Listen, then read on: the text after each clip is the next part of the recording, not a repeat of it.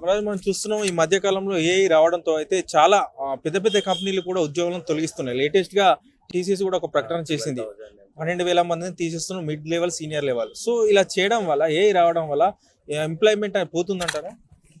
పోతుంది, అదే విధంగా పెరుగుతుంది కూడా. మనం స్కిల్ అప్గ్రేడ్ చేసుకుంటే వేరే టెక్నాలజీస్ లో వస్తుంది. అదే ఒకటే ప్లేస్ లో ఉంటే మాత్రం ఎవరు గ్యారంటీ ఇవ్వలేదు. ఆల్రెడీ జాబ్ వచ్చిన ఎంప్లాయీ కూడా నేను నాలెడ్జ్ గెయిన్ చేసుకోవాలి అబౌట్ ఏఐ కావచ్చు, అబౌట్ డేటా సైన్స్ కావచ్చు, సైన్స్, డేటా ఇంజనీర్స్, చాలా టూల్స్ ఉన్నాయి ఏఐ మీద. AI, ML, data science, data engineering, everything చాలా ఉన్నాయి. అవన్నీ క్లౌడ్ కంపెనీకి సంబంధించిన చాలా ఉన్నాయి టూల్స్. అవి కూడా నేర్చుకుంటే సర్వైవ్ అవ్వచ్చు ఐటీలో, అంత ఇష్యూ ఏం కాదు. బట్ అదే ఒకటే టూల్ మీద కూర్చుంటే మాత్రం నో వన్ కెన్. సో ఇప్పుడు ఒక వ్యక్తికి టీసీసీలో జాబ్ వచ్చింది, నాకు టీసీసీలో జాబ్ వచ్చింది సరిపోతులే అనుకుంటే కుదరదు, నేర్చుకోవాలి. నాలెడ్జ్ ఎప్పుడు ఇంప్రూవ్ చేసుకుంటూనే ఉండాలి. అలా ఉంటే మాత్రం వెళ్తాయి, ఎవరేం చేయలేదు. ఇంటెల్ కూడా భారీగా ఉద్యోగాలు తీసేస్తానని ప్రకటించింది. ఈ సంవత్సరం 25,000 మందిని తీసేస్తానని ప్రకటించింది. సో ఇలా ఐటీ జాబ్ సెక్యూర్ అనేది లేదా? ఉండదు సెక్యూర్. ఐటీ జాబ్ అనే కాదు, ఇదంటే ఒక మొత్తం బిజినెస్ మోడల్. అది ఒకసారి బిజినెస్ లాస్ పోయిందంటే ఎవరు జాబ్ లేని అంతే. ఈ ఫ్యాక్టరీ అయినా సరే, ఏదైనా సరే, ప్రైవేట్ సెక్టర్ వాళ్ళ గురించి ఆలోచించుకుంటారు. ఒక్కసారి వాళ్ళు లాస్కి వెళ్తున్నారంటే ఆటోమేటిక్గా తీసేస్తారు. గవర్నమెంట్ జాబ్స్ కింద సెక్యూరిటీ ఏ ప్రైవేట్ జాబ్కి ఉండదు. సో ఓవరాల్ గా చెప్పండి, ఏఐ వల్ల ఇంపాక్ట్ పడుతుందా పడదా ఉద్యోగులపై? పడుతుంది, ఏ వల్ల ఇంపాక్ట్ పడుతుంది. బట్ మనం అప్డేట్ అవుతే మనం సర్వైవ్ అవ్వగలుగుతాం. నువ్వు ఎలా యూజ్ చేసుకోవాలో తెలిస్తే సర్వైవ్ అవ్వగలుగుతాం. మేబీ ఛాన్స్ అయితే ఉంటుంది ఏఐ వల్ల. ఎందుకంటే ఇప్పుడు ప్రెసెంట్ సాఫ్ట్వేర్ వాళ్ళు చేసేది ఏంటంటే ఎగ్జిస్టింగ్ ఏదైతే ఎన్విరాన్మెంట్ ఉందో దానిపైన వర్క్ చేస్తుంటారు.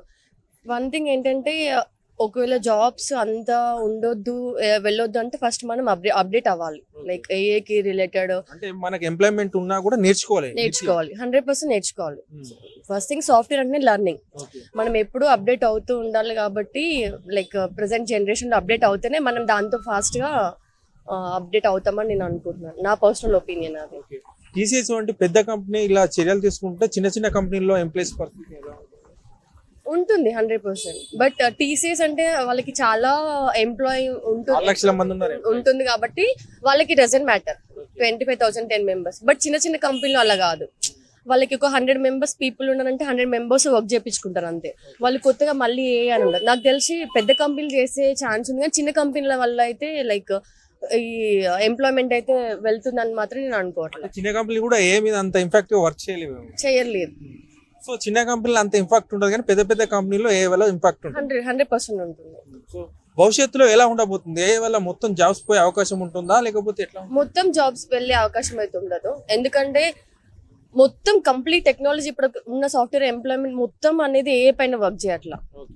అందులో కూడా డిఫరెంట్ ఉంటుంది. ఏఐకి రిలేటెడ్ మాత్రమే ఏ వల్ల లైక్ లాస్ ఉండొచ్చు, బట్ మిగతా ఎంప్లాయీకి మాత్రం అలా ఉండదు. లైక్ ఐటీకి వచ్చిన ఇబ్బంది ఏం లేదంటారు? ఏం లేదు, నా పర్సనల్ ఒపీనియన్ అయితే ఏం లేదు. మేబీ ఉంటే పెద్ద పెద్ద కంపెనీలో కొంతమంది ఎంప్లాయీని తీసేయడం అనేది జరుగుతుంది, కానీ మిగతా కంపెనీలో అయితే అలా ఏం ఇంపాక్ట్ ఉండదు.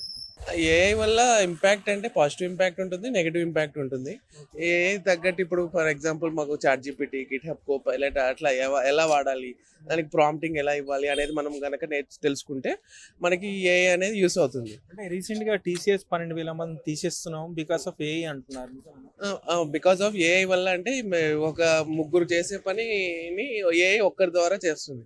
మనం ఏఐని ఎలా యూజ్ చేసుకోవాలో తెలుసుకోగలిగితే అప్పుడు మనకి జాబ్కి ఎలాంటి రిస్క్ ఉండదు. అంటే ఇప్పటికే జాబ్ చేస్తున్న వారు ఏఐ గురించి నేర్చుకోవాలి, ఇంకా లెర్నింగ్ అంటే కొత్త ఏమొచ్చిందో, కొత్త టెక్నాలజీ ఏమొచ్చిందో నేర్చుకుంటే బెటర్ అంటారు. నేర్చుకుంటే బెటర్.